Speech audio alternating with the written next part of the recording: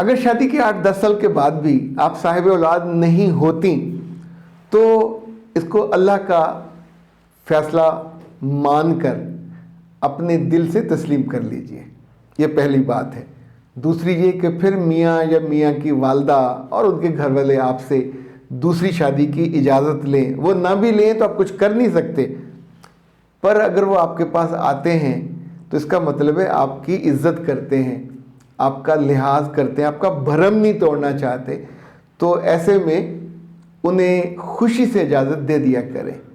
اس شادی میں آپ خود بھی شریک ہوں، اور اگر آپ اپنی ساس سے بات کر لیں کہ جو پہلا بچہ آئے وہ آپ کی گود میں آ جائے تو آپ کی زندگی بھی ہری بھری ہو جائے گی، آپ کو مصروفیت بھی مل جائے گی، بچہ پالنے کی لذت اور خوشی سے بھی ہمکنار ہو جائیں گے، اور آپ کو کوئی لے پالک بھی کرنا نہیں پڑے گا، اپنے گھر کا بچہ ہے۔ اور دوسرا، دوسری بیوی کا بچہ یہ ہوگا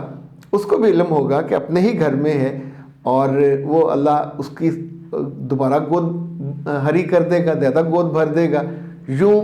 آپ کا گھر بچ جائے گا، آپ کا دل خوشی سے بھر جائے گا، اور آپ اس گھر کو اپنے رویے سے، کڑواہٹ سے بھرنے اور برے رویے کی وجہ سے اپنی زندگی کو خوار کرنے سے محفوظ ہو جائیں گے۔